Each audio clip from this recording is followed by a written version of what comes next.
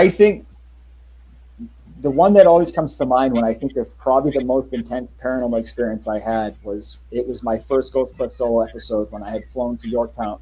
I flew into San Antonio, drove to Yorktown, and I spent the night investigating Yorktown Memorial Hospital. I don't know if you're familiar with that place or not. Have you guys ever seen? Mm-hmm. No. Yeah, check it out. Like I think every group has been there at this point. All the ones that we know of, like the TV and the YouTube guys. But so Yorktown Memorial Hospital is an old abandoned hospital that was built in the 50s by Catholic nuns, and I think they turned it into a drug rehab at one point, and now it's just a collapsing building. And it's a 30,000 square foot building. And for some reason, in the basement of this Catholic hospital, there's a jail cell in the basement. I don't know why it's there. I've talked about this before. I still haven't figured it out. Like it's literally like a cage in the middle of a room. It looks like an old school, like if you were to watch like an old John Wayne Western, like the old jail cells, that's kind of what it looks like.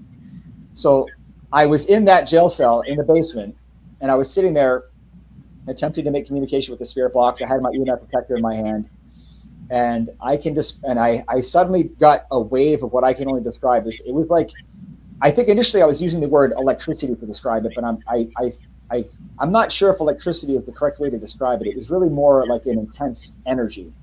It was like I got hit with a wave of energy, and I'm standing here with the K2 meter in my hand, and like as this wave of energy hit me, my K2 meter just started pinning red, which is 20 plus milligauss, and that probably lasted about only 30 seconds. But